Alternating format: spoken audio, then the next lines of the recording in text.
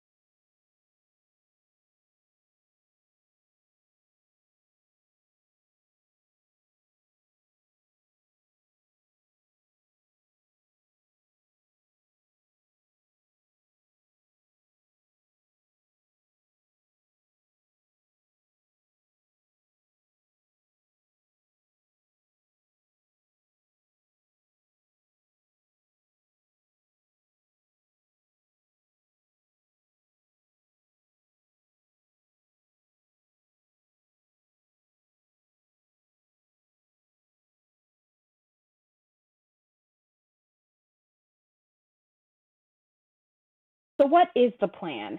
This is a plan that discusses strategies to enhance the solid waste programs and infrastructure within the 10-year planning period.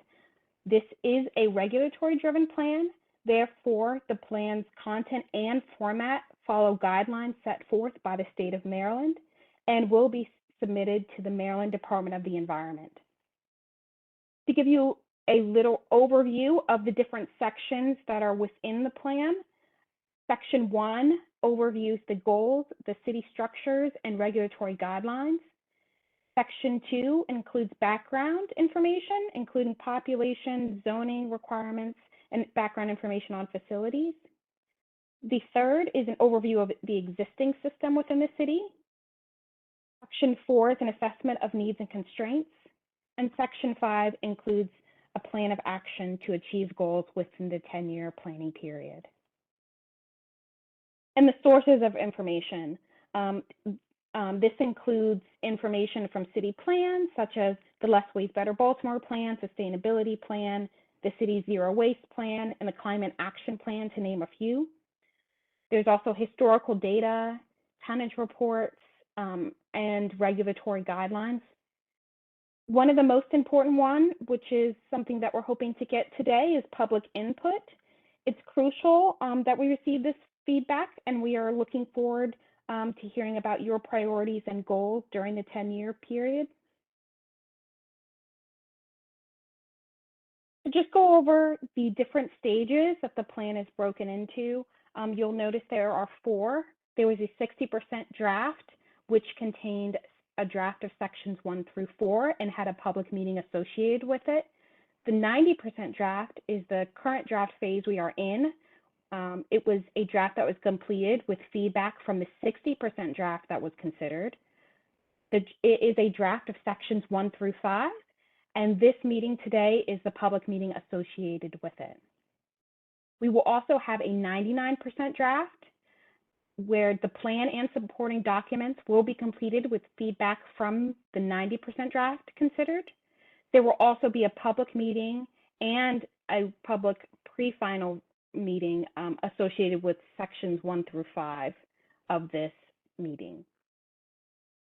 The 100% draft will be completed with feedback from the 99% draft considered. There will be 2 public final reviews of this plan, and following this phase, the plan will be sent to the state for approval and adoption by Baltimore City Council.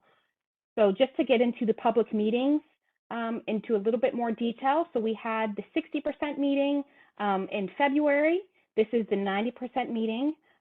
All meetings up to the April 10th are now open for registration on DPW's website. So please go to the website to register for those. The last meeting, which is scheduled for April 24th, more details will be posted as a time and a location are released. So please keep an eye on the web page for more information. There are a few other key events during this planning period that we would like to highlight. So in April, there will be a Public Planning Commission meeting. In May, there will be the submittal of the draft to the state. And in August, we are planning for the draft to be approved by the state. Following that, later on in December, it will be submitted to the mayor and city council for formal adoption. And in January, the plan is expected to go into effect. So now I want to pass it over to my colleague, Jeremy Morris, to go over the current waste infrastructure and programs. Thank you, Faith. This is Jeremy Morris with Geosyntec. Hopefully everybody can hear me clearly. I'm going to talk about the current waste infrastructure and programs, which is essentially the material covered in section 3 of the plan that hopefully you've had a chance to review. And then I'll move on to talking about the plan of action for the city, which is using the information from what we know of the existing system and our estimate of what's needed in the city to come up with a plan of action for how waste management and recycling will take place in the city over the next 10-year period. Next slide, please. So looking first at the existing waste system, in terms of material flows, so we have two sources in the city, the residential sector and the commercial sector, shown on the left side of this ribbon diagram. And then waste and recycling materials collected from those two sectors flows through the solid waste system and ends up being separated into different materials that are either recycled, disposed of, or composted, as shown over on the right-hand side of the figure. This figure shows total material flows through the system, regardless of how it's counted or officially reported to the state towards official recycling data. And that's important. That's an important point that I'll elaborate on a little bit later. But essentially, starting with the left-hand side of this flow, material collected from the residential sector is primarily managed by the city. DPW comes to city residences, downtown businesses, and collects trash and recycling. Commercial waste is primarily or almost entirely managed by the private sector, private haulers, etc. Residential waste can either go for composting, which generally relies on households taking that material to a composting facility of their own, or they can use drop-off centers and compost acceptance facilities at city farmers markets. Residents can also take material to residents' drop-off centers. That's both waste and recyclables that are accepted there. Residential material can go to the city's transfer station. That's Northwest Transfer Station. Again, that accepts waste materials and recyclables. Material that's collected from the residential sector is also taken to the waste to energy facility. That's wind waste for incineration, or it goes to the city's Quarantine Road landfill for landfill disposal. From the commercial sector, which makes up about 2/3 of all of the material, waste material generated in the city, that material again can go for recycling to processing facilities managed by the private sector. It can go for composting, generally to out-of-city private composting facilities, such as veterans composting up in Aberdeen. And then for disposal, material can either go to wind waste or to the Quarantine Road landfill, or some of the material goes to out-of-city disposal. Generally, that's construction and demolition debris, which goes to some of the construction and demolition sites that are located outside of the city. If we look at the composition of recycled materials then, a large chunk of that, as you can see, the blue ribbon at the top on the right-hand side, a large proportion of materials that get recycled are C&D waste, but there's also soils, metals, and traditional recyclables such as paper, cardboard, plastic, glass, and materials such as that. At the landfill, some soil that is received at the landfill as waste is beneficially reused in landfill operations, which counts as recycling. So we have beneficial use soil shown at the top of the red ribbon in the middle. But then the materials that go for disposal are ash from the wind waste incinerator, and then various other materials which could be recycled potentially, but are currently sent for disposal. Materials that are composted, these are organic materials such as food scraps and yard waste, but also include sewage sludge and some other organic materials. Next slide, please. If we look at the existing facilities that are available in the city, there are 5 full-service residence drop-off centers located in different parts of the city. That's Quarantine Road Landfill has a drop-off center. There's also Reedbird Avenue or Western Acceptance Yard, Bowley's Lane, Sisson Street, and the Northwest Transfer Station, labeled 1 through 5 on the figure. There are 3 locations where recyclables can be taken. So these facilities don't accept trash, but they accept recyclables. That's York Road, Calverton Road, and Lewin Avenue, shown 6, 7, and 8 on the figure. Camp Small is a facility operated by the city's Department of Recreation and Parks and is used to process wood waste that is collected from city parks and roadways and so on. They sell prime logs and wood rounds to the general public and businesses in the city. They also do some mulching of wood, and they sell and provide mulch to the public. In terms of disposal facilities, Q, the red circle labeled Q on the figure, is Quarantine Road Landfill, which is the city's municipal solid waste landfill that's owned and operated by the city. It's the only landfill in the city, and that accepts waste from residents and small haulers, as well as from private haulers. Wind waste, labeled W here, is a privately operated waste energy or incineration facility that accepts waste from both the residential and the commercial sector in the city, as well as from those sectors in surrounding counties. And then the last component of the existing system, which is actually outside of the city but is shown here, is the Waste Management Recycle America material recovery facility in Elk Ridge. That's where all of the curbside recyclables that you put in your blue carts in the city are taken and are sent out to recycling distributors. Next slide.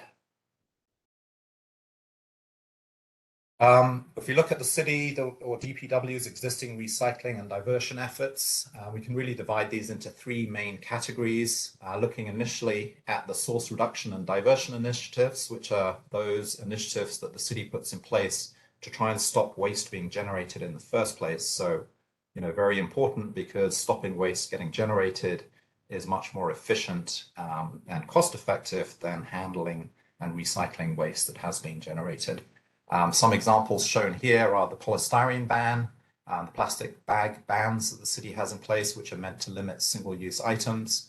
These materials are very hard to recycle, and they're also very hard to deal with at material recycling facilities because they can get stuck in the automated conveyor belt systems that are in place there. We also have the recycling can program. As I'm sure everyone is aware, beginning in 2021, the city provided free 65-gallon or 35-gallon lidded recycling carts. These are the blue carts that you have at your homes. They were distributed to over 190,000 city households for free to provide an increased level of curbside collection of recyclable materials. There are recycling initiatives in place in city schools, focused heavily on education and outreach, and including the Eco Warriors program, which is a recycling competition held between city schools. There are other outreach and social media events, such as the city's Recycle Right webpage, which is an online resource that gives guidance on what recycling is available within the city and promotes actions that we can all take to reduce the amount of waste that we generate. The city also distributes news and educational materials through its social media accounts, including Facebook, Instagram, LinkedIn, Nextdoor, and Twitter. In terms of materials that are collected and diverted from disposal, the city's efforts primarily comprise two parts there. There's the curbside single stream recycling program that I talked about, which is the blue carts that the city provides, which are then collected by DPW. There's a wide range of materials accepted in those blue carts as listed here, and they include the traditional recyclables such as aluminum and steel cans, cardboard, glass, paper, plastic, etc. There's also organics diversion and composting opportunities and systems in place in the city. These are not run by DPW or the city themselves, but there are various programs in place in the city, and DPW is working to make it those facilities accessible to people, both through providing public education programs and just kind of awareness as to what's available. But also in the last few years, they've offered food scrap collection at residential drop-off centers and at the farmers markets. So people have an opportunity to bring their recyclable material with them when they go to those markets. Next slide. Okay, so this slide is intended to show how the state measures recycling. So different to the ribbon diagram that I showed a few slides back, which shows the overall material flow. The state of Maryland, like all states, and in fact all countries around the world, has its own system for measuring recycling.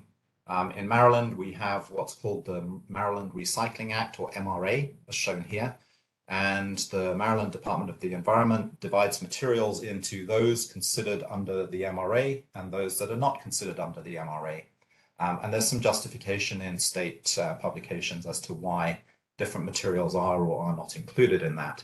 But when we talk about recycling rates that are reported in Maryland, we're talking about materials that are counted as part of the MRA waste stream. If we look at the overall waste stream in Baltimore, about 60% of that is MRA waste and 40% of that is non-MRA waste. The city actually does a very good job of recycling non-MRA waste. Many materials that are included in that category include construction and demolition waste, soil, and scrap metal. But that recycling effort, which comprises 270,000 tons, is not reported as part of our MRA recycling rate. In terms of the MRA materials that are recycled, they comprise primarily paper, metals, and compostables, with additional major contributions from plastic and glass, and then another number of other materials making up the remainder of that. So you can see the city recycles a lot more non-MRA waste than MRA waste. It's all recycling, but it's a question of how it gets counted and reported. Next slide.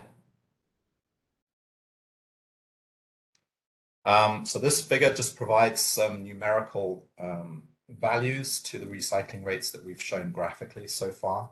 So the MRA recycling rate is shown as the black line on this chart, reading off the right-hand axis.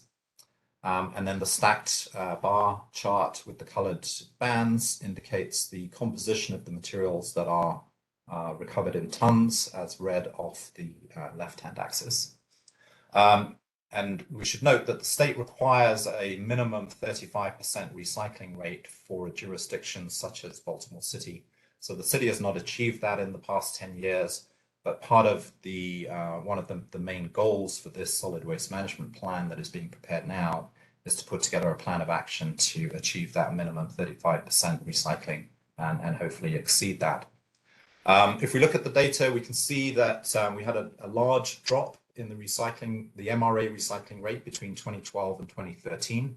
That's because beginning in 2013, MSW incinerator ash was no longer counted as recyclable, so the city wasn't able to report that as part of its MRA recycling rate, and hence that dropped the reported rate quite considerably. Since then, the rate started to pick up quite well through 2018 as the city implemented various plans to improve recycling.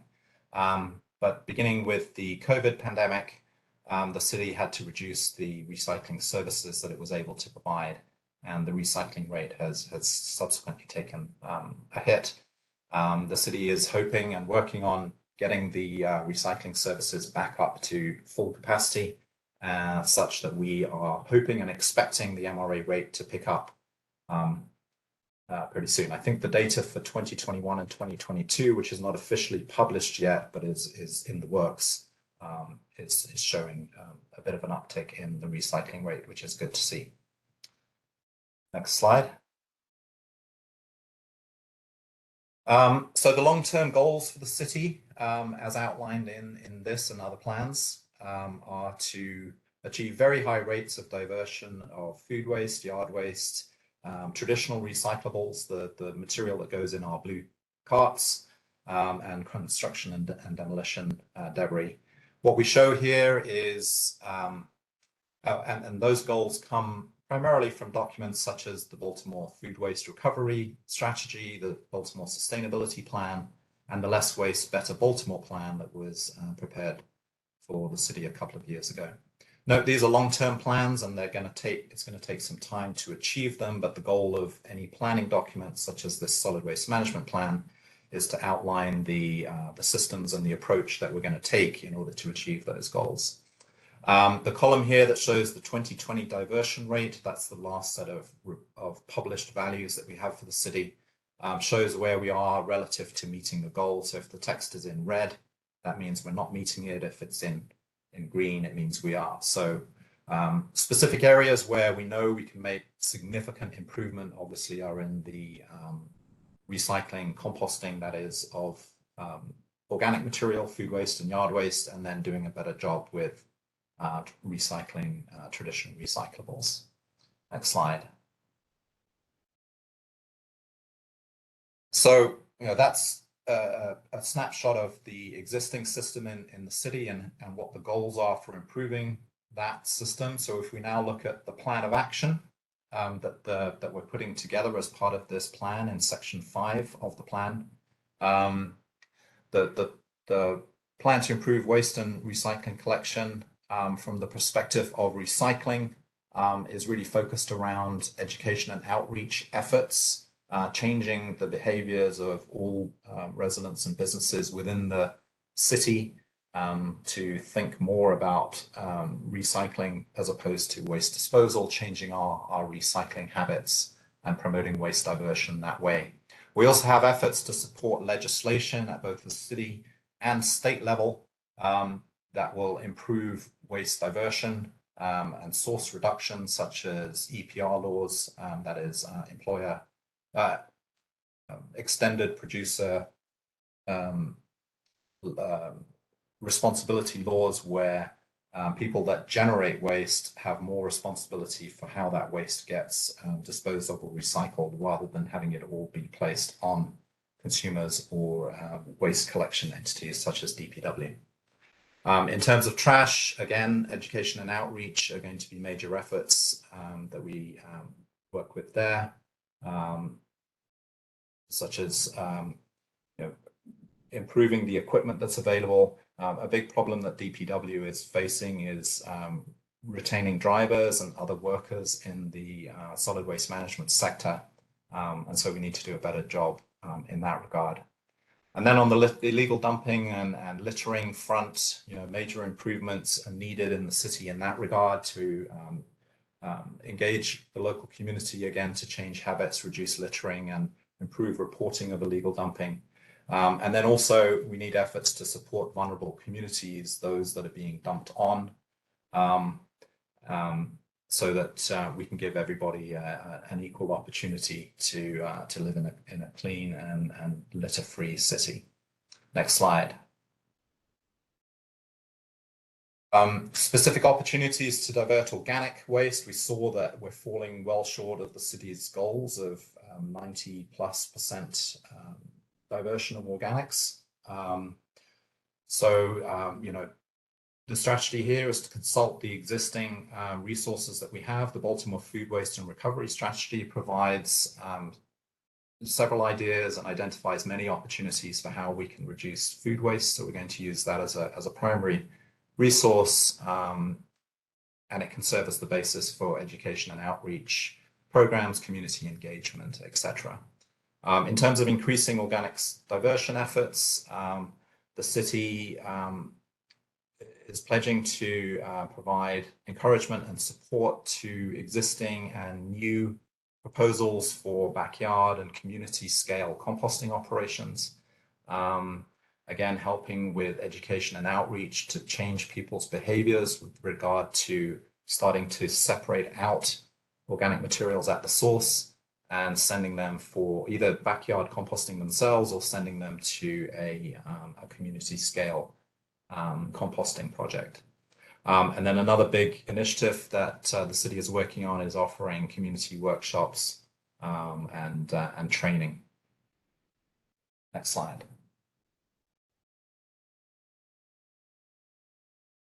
Finally, this plan that we are required to provide to the state has to show what we're going to be able to do with materials that we can't divert from disposal. So we've had a big focus on what can we do to compost organics, to increase the amount of recycling that we do, but there's always some material left over that within the current technology that's available for recycling simply can't be recycled. So obviously a big component of dealing with that is to try and stop that material being generated in the first place. And we've talked about some of the source reduction measures that DPW is including in the plan in that regard. But there'll always be some material left over. Alors, There's no il y a additional un matériel qui pourrait être laissé. to develop new waste disposal facilities within the city. We just don't have the available land space in a dense urban environment that we have. So overall, for the materials that can't be diverted from disposal, we're going to need to develop transfer capacity to be able to transport that material to an out-of-city disposal facility. So that becomes a big component of the plan in that regard. Next slide. So, thank you for the feedback that we've received so far. That has been making its way into the drafts that we've been working on. Feedback that we've received on the 60% that was presented a few weeks ago has been considered, and several comments and suggestions have been filtered into the plan and have made their way into the 90%, and we expect that process to continue to go on as we move to finalization of the plan over the next weeks and months. And at that point, I'm going to hand you back to my colleague Faith, and thank you. Yes, thank you, Jeremy. So just want to conclude by talking about resources and community input. As discussed earlier, we do have public meetings associated with each stage of the draft. So there will be a meeting at the end of this month, and registration is now open for that. That will be another virtual meeting. The last two meetings I want to highlight have an in-person option as well as a virtual one. So you can pick the registration for that on the website. So please look at the website for registration information regarding those meetings. Just to give you guys also the other resources you can use to provide feedback or to read frequent questions or comments that have already been submitted, please scan the QR code on the left-hand side of your screen, or you can use the link to view that information. If you'd like to provide feedback via email, you can do so using the link that's shown in the first bubble. And if you would like to provide written feedback, you can use the mailing address that's listed in the middle. As we've discussed, feedback that's received during meetings, through email that's posted directly on the draft, and through mail will all be considered for the next iteration of the draft. And I do want to highlight that we've seen a lot of thoughtful comments and questions, some of which are regarding trash collection, environmental equity and education, legislation, community development, and waste disposal for the future. So we have been reviewing that information, and we really appreciate all of the thoughtful feedback that we've received thus far. If you have general questions regarding city services or other non-plan related questions, please dial 311 to reach a city operator for assistance. If you require additional support related to current city services, please contact the community liaison for your district located in the table to your right. And now we will make some time for some testimonials. If you would like to provide a verbal testimony, please raise your hand using the hand icon in the bottom of your screen. You will be put in the order that the request is received, and you will receive a notification when there's one person ahead of you. And when it is your turn, you will be prompted to unmute yourself. You will be limited to 2 minutes. If you are using a computer or a device with a screen, you should see a shared timer located on your screen, and we will give you a 10-second warning when you are about to exceed that 2 minutes, and you will receive a 10-second grace period, after which you will be muted. If you have additional comments, please feel free to use the chat to provide the rest of your testimony.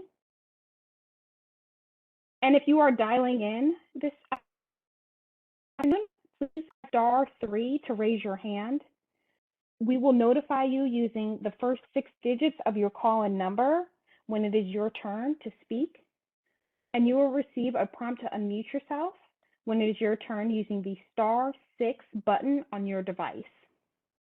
If you would like to provide your testimony via the chat, please note that you are limited to 1,000 characters, so you may need to use additional messages. We ask that no matter how you are submitting your testimony today, that you are respectful to all meeting attendees and panelists in the chat. And no responses will be provided at this time to provide the maximum number of comments and questions to be received at this time. And the meeting recording, as well as the slides, will be posted on DPW's webpage.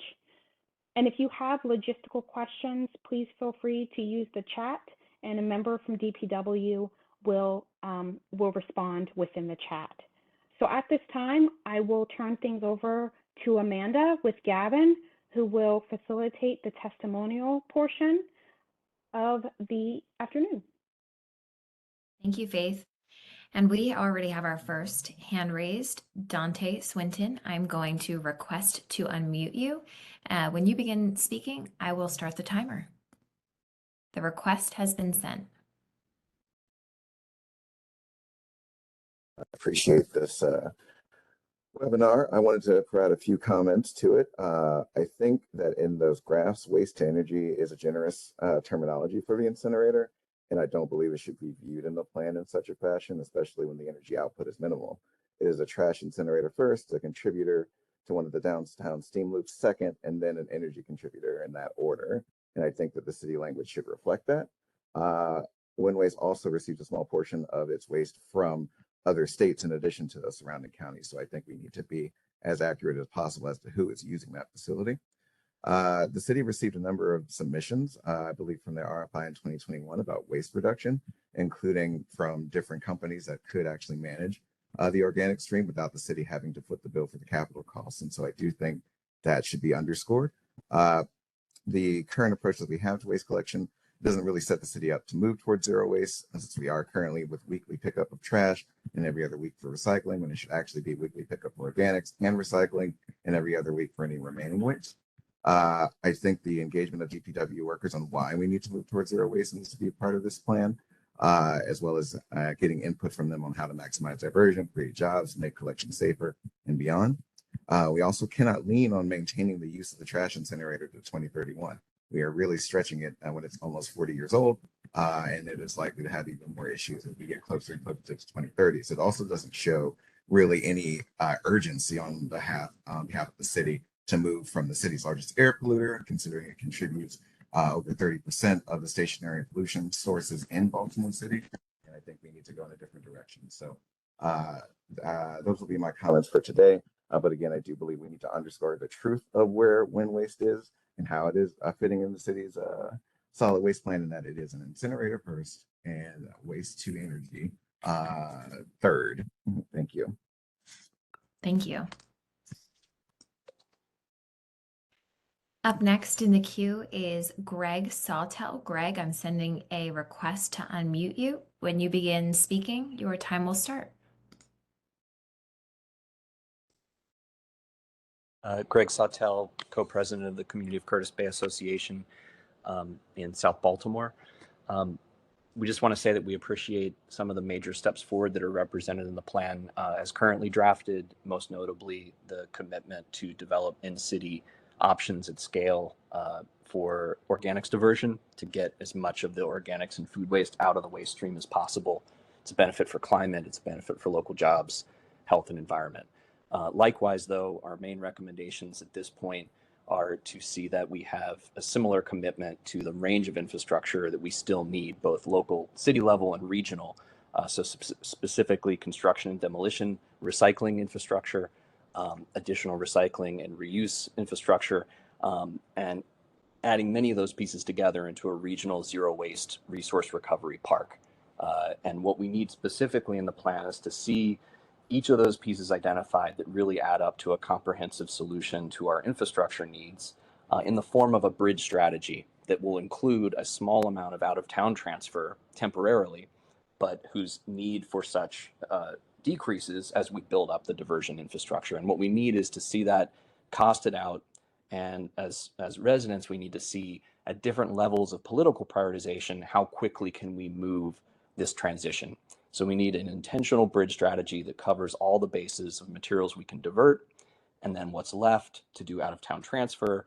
And that's alluded to, but we need it detailed out specifically so that constituents can see, at different funding levels, how quickly are we able to go? We've defined the direction we want to go in, away from incineration. We have no contractual obligation to send a single ton of waste to the incinerator, although that's the ongoing practice that we all know. We're trying to move away from that, but to do it, we need a very detailed plan to commit to about how we're going to start doing that beyond the organics. Again, the organics is a huge step, and it's great that residents have been listened to, and we need to walk and chew gum at the same time. Thanks. Thank you, Greg. Up next in the queue is Dave Arndt. Dave, I'm sending a request to unmute. Your time will begin when you start talking.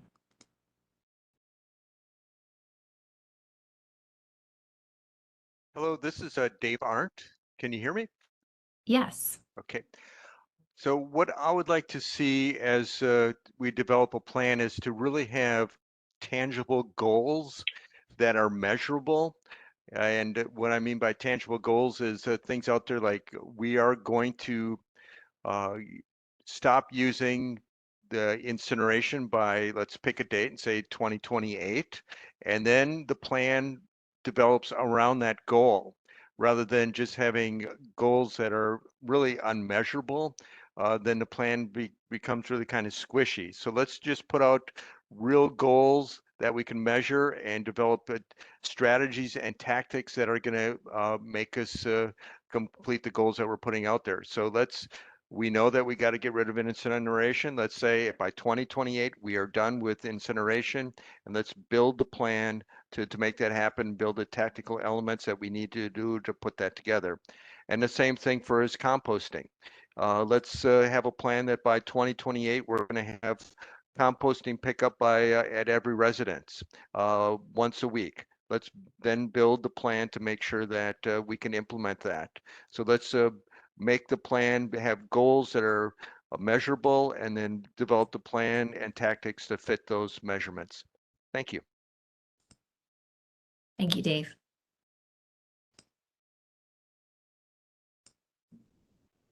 At this time, there are no hands raised in the queue.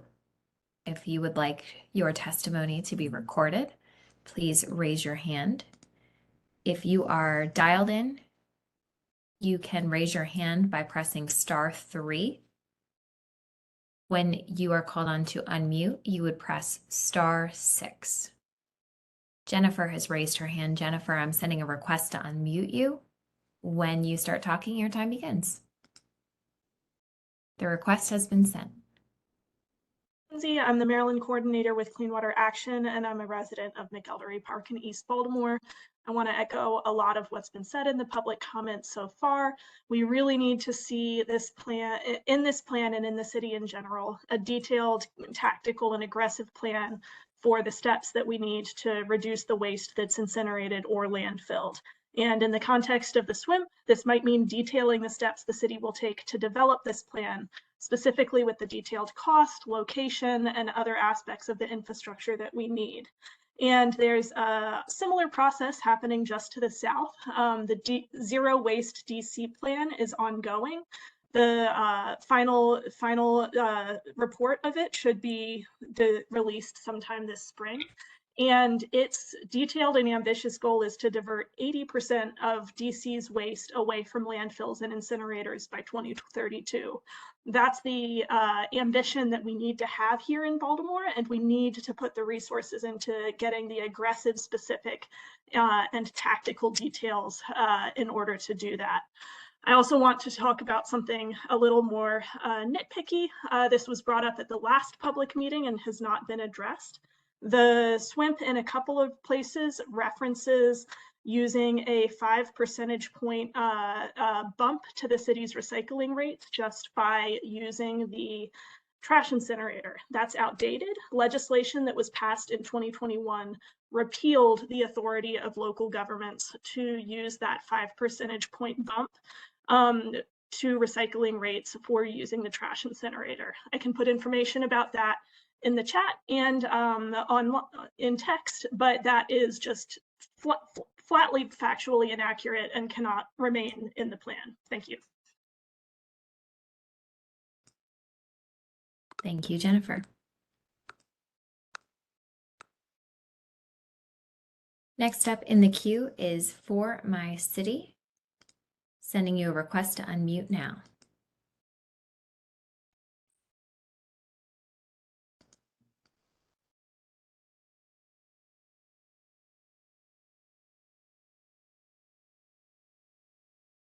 Last time in the meeting, we discussed partnerships with nonprofits and local organizations working with DPW so that they can, address the issues concerning organic waste. I mean, for instance, in 2022, for my city, we diverted over 15 million pounds of food waste from Baltimore City.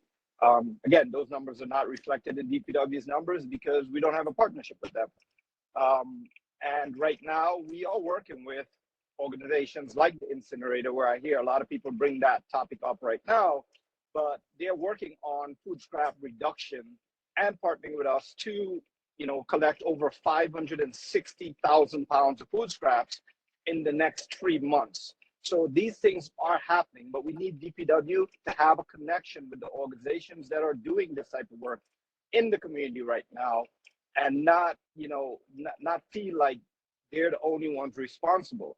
We need a more ongoing partnership with our city government and organizations in the community, especially nonprofits that are doing this work in the space, because there's a lot of us that's committed to the work, and it's only going to benefit the city if we have that, that type of partnership. That's all I have. Thank you.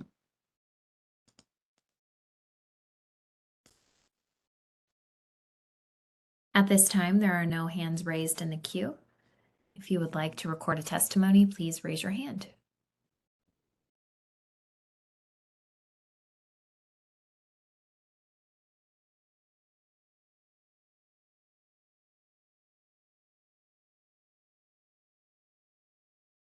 And at this time, I just want to give a reminder that there are other avenues to provide your feedback. So as you're reading the plan or as you have thoughts, please feel free to use the email address or provide written feedback or post directly on the draft by going to DPW's webpage.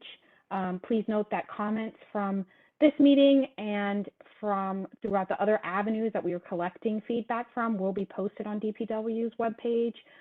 So please feel free to check that information out. Thank you, Faith. If any of our call-in attendees would like to provide a testimony, you can raise your hand by pressing *3.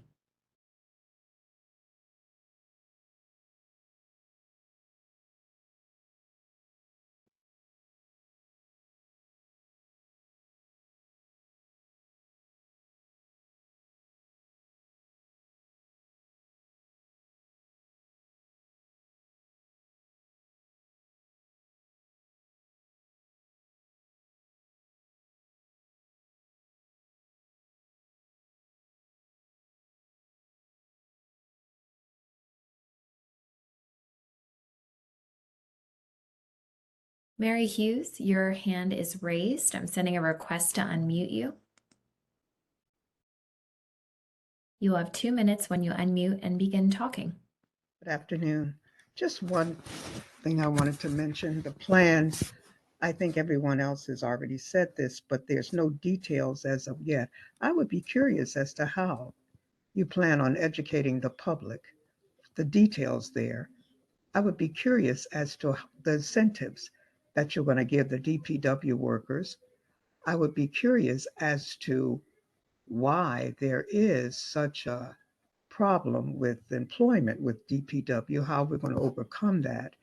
And I just would be curious of the details. You have a lot of plans, but there's no details with the plans. And I would like to see that forthcoming. Thank you. Thank you, Mary.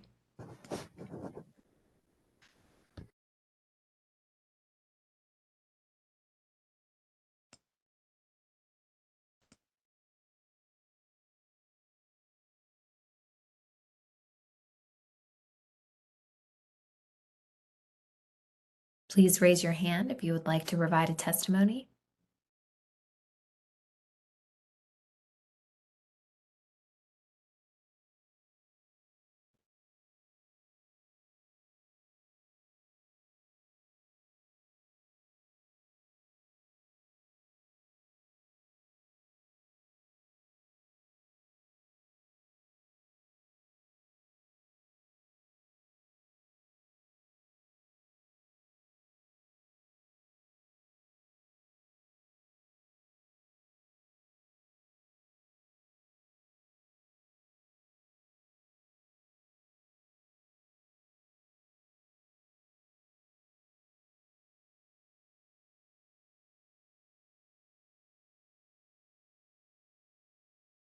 Attendees who have called in and would like to give testimony can raise their hand by pressing *3.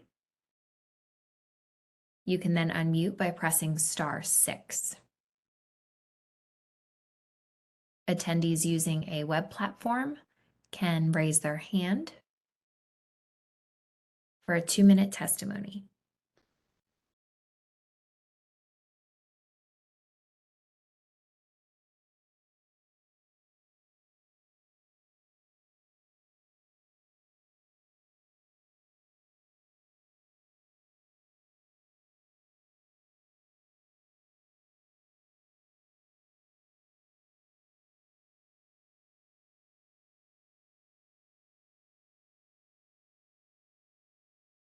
So it seems that we don't have any more attendees that would like to testify.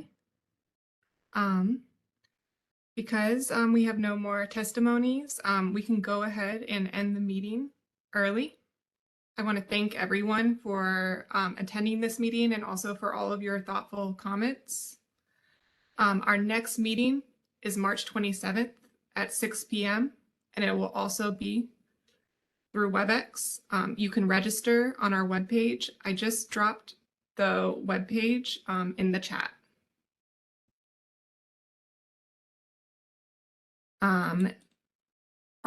All of your comments are being compiled and reviewed right now, and they will be posted on our webpage this week. So thank you again, and we're going to go ahead and end this meeting early, and I appreciate everybody's participation.